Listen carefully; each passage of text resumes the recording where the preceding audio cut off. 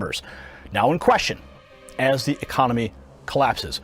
Rashid Buttar, he graduated from Washington University with a double major in biology and theology before attending medical school at the University of Osteopathic Medicine and Health Sciences College of Medicine and Surgery. He trained in general surgery and emergency medicine and served as brigade surgeon and director of emergency medicine while serving in the U.S. Army. He has been ranked as one of the top 50 doctors in the United States. His first book, The 9 Steps to Keep the Doctor Away, became a Wall Street Journal, USA Today, and Amazon bestseller, and is now an international best-selling book translated into multiple languages. Now this week, a video he made called out the fraud that is being perpetuated across the world by the World Health Organization, the CDC, Bill Gates, the deep state, the mainstream media. It went viral with millions of views worldwide. Doctor, welcome to the program. Thank you, Gary. Appreciate it.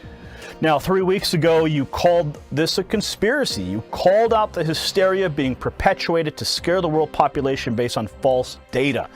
Now, it was Jerome Adams this week, the Surgeon General, and the Trump administration who agreed with you when they announced that they had dropped the World Health Organization and the CDC model and are now working with real numbers. Okay, this is directly from the White House. This is the Office of the Press Secretary.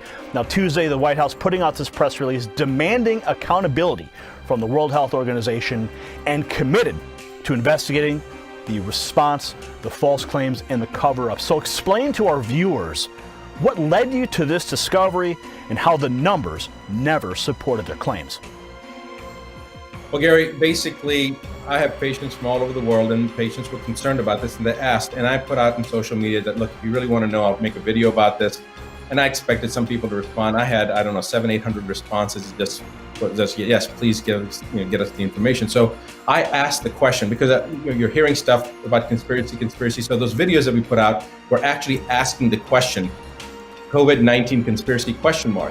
And as I started looking at it, to me, it just didn't make any sense anyway. We deal with the hardest to deal with medical conditions anyway. So it wasn't a big deal. I just remembered that when I heard about the coronavirus aspect, there was one particular component that we used intravenously a lot in our clinic, and I just made sure that we had 10 times the normal amount, and that was it. It wasn't a big deal. It didn't bother me.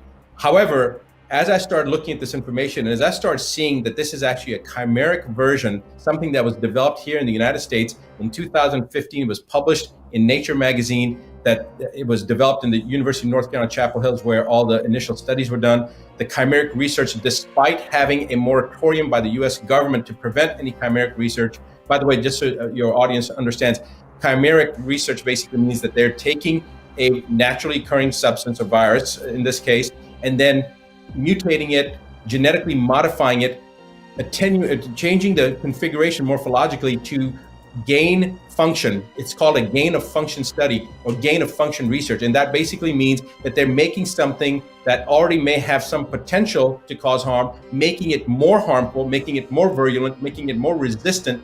And basically that's what I found, that they took the SHC014 strain of the coronavirus, the surface antigen component, and brought in the backbone from the SARS coronavirus, put them together, and then inserted HIV and MERS orthologs on top of it to make a more virulent, more detrimental virus. Now, the thing is that if I could jump in for just a moment here, because what I think you're talking about is the moratorium that was placed, and then $3.7 million from the National Institute of Health was transferred to China so they could continue this research, even though the moratorium. So they basically outsourced this research to China. Is this the same topic we're talking about here? This news is just breaking? Yes, this is exactly right. So it goes back to 2014. The US government decided, based upon certain virologists at that time, saying that, look, there's no justification for this kind of research. There's a potential for it to cause harm, cause a pandemic. So there's no justification for us to do this type of research. So the government passed a moratorium in 2014. Fauci approved budgets monies to be